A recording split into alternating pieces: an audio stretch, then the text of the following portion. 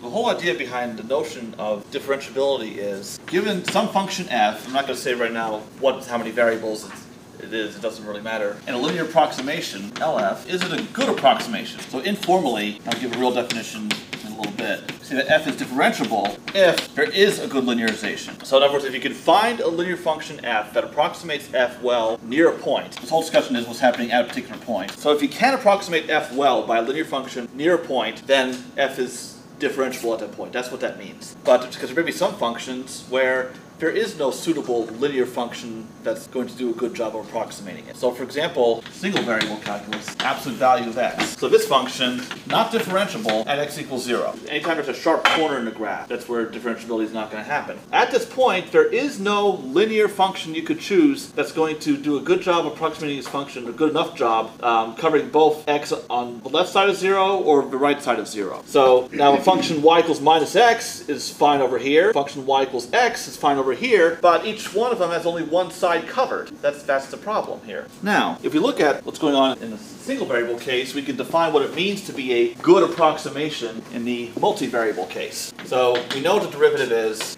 how to define it, single variable, but now what I'm going to do is I'm going to rearrange this. So another way of looking at this same statement is that the limit of f of x minus f of x naught minus f prime at x naught times x minus x naught all over x minus x naught is equal to 0. So all I've done here is I've moved this f prime of x naught inside here and I've multiplied and divided by x minus x naught. I'm just putting everything over a common denominator. What we can do here to simplify this is recognize that this right here, this is a linearization of f at x naught. So what we have here is, this is what we know to be the case, f is differentiable at x naught. Because in single variable, it's easy to say when a function is differentiable. If f prime exists, if this limit exists, it's differentiable, end of story. So another way of looking at it that's going to help us in a multivariable case is this equivalent statement that the difference between f and linearization divided by x minus x naught goes to 0. Now let me explain the significance of that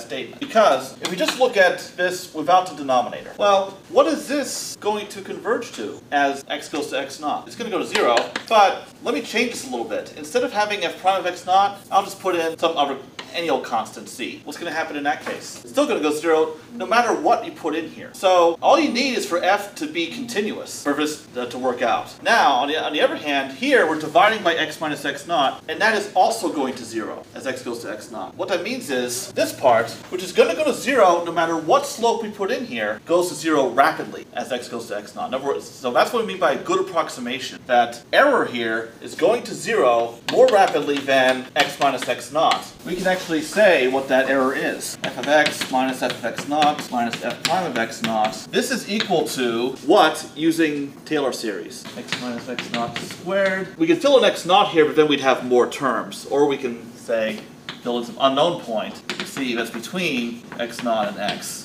So then we have equality. So it depends on x minus x naught squared, which is going to go to 0 much more rapidly than x minus x naught. So then if we divide by x minus x naught, then we lose one factor of x minus x naught there, but we still have one left. So we can see why when f is differentiable, that this whole thing is going to go to 0. So if the linearization, if you can find a linear function that's a good enough approximation of your original function so that this error goes to 0 that rapidly, so that dividing by x minus x naught, it still goes to 0, then we say the function is differentiable, and the constant here that works is the derivative. So now I can say what it means for a function to be differentiable in the multivariable case. So suppose we have a function f, takes n variables in, n variables out. So we don't really care if we're covering all our bases here. So we say that f is differentiable at some point x naught, which is going to be in Rn. So this is a n vector here. If there exists a linear function, which I'll call LF as I have been, so that this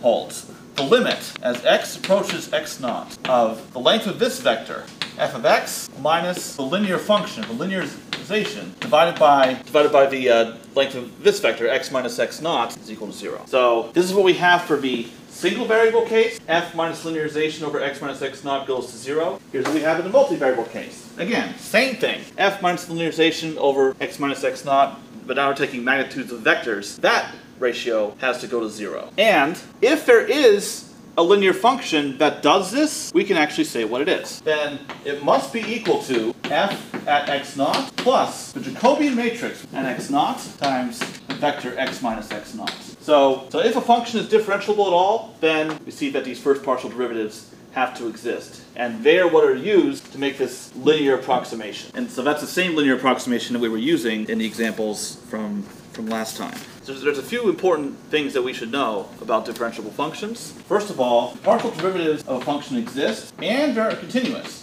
Then f is differentiable. So we know that this holds.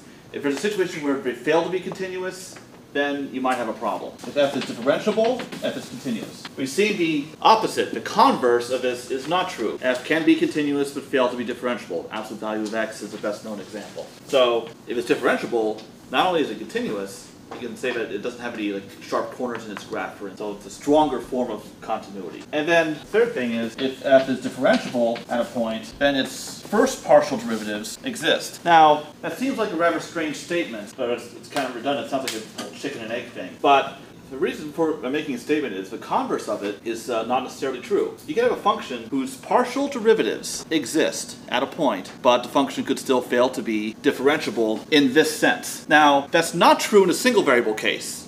If a derivative exists, it's differentiable, end of story. But in a multivariable case, you have to be careful because partial derivatives, being partial, only give you part of a picture. So they tell you what's happening when the function is changing when one of its variables changes, x, y, or z. But the function can change in other ways too. You can change the independent variables along infinitely many directions. In 1D, you can only go left or right along a real number line. But in 2D, ddx measures rate of change as you change variables in this direction. ddy covers change in this direction. What about other directions? Not accounted for. So just because you have a well-defined rate of change in these two directions doesn't mean you have a well-defined rate of change in every single direction. If these are continuous, you do. But if there's a discontinuity somewhere, you could run into trouble. So the take-home message here is, if it is differentiable, that means there's a good linear approximation to it. And that linear approximation comes from the partial derivatives. That if a function is differentiable at a point, suppose that f of xy is x squared y. Now, let's check using this definition. Is it differentiable at this point,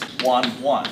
Well, if you go ahead and compute the partial derivatives, what you would find is that fx of 1, 1 is 2, and fy of 1, 1 is 1. So, also, the function value at 1, 1 is 1. So linearization at this point is going to be equal to 1 plus, I'll put the partial derivatives here, 2, 1. This is the gradient of f at 1, 1. So this is partial respect to x, partial respect to y. And then, here we have x minus 1 and y minus 1. So that's this part. The difference between x and x naught is what's going here. Here the role of the Jacobian is being played by the gradient. So we carry out this dot product in this case, and we get 1 plus 2 x minus 1 plus 1 times y minus 1. So then when we simplify that, we get 2x plus y minus 2. So this is a linear function that hopefully approximates f well enough near this point in order to be able to say that the function is differentiable at that point. Let's confirm that. So what we need for f to be differentiable at this point is that the limit as x and y approach 1, 1 of the absolute value of f of x minus the linearization, so that's 2x plus y minus 2, over the magnitude of this vector, xy minus 1, 1, is equal to 0. So that's what we need to be true. Alright. Now, manipulate this and see what we can get. Now up here, I'm going to rewrite, so x squared y minus y plus minus 2x plus 2 over square root of x minus 1 squared plus 2 y minus 1 squared. So we can do a little factoring here. So we have y x squared minus 1 minus 2 x minus 1 over all this. We can simplify this even further because what we have here, difference of two squares. So this is x plus 1, x minus 1. So now we have an x minus 1 that we can factor out. So we have x minus 1, I'll just pull that out here over all this. And then we have everything else. That's going to be y, x plus 1. Okay, sorry, I haven't slept much this week. So now we have to see, does this actually go to 0? First of all, what about this part? As x and y go to 1, 1,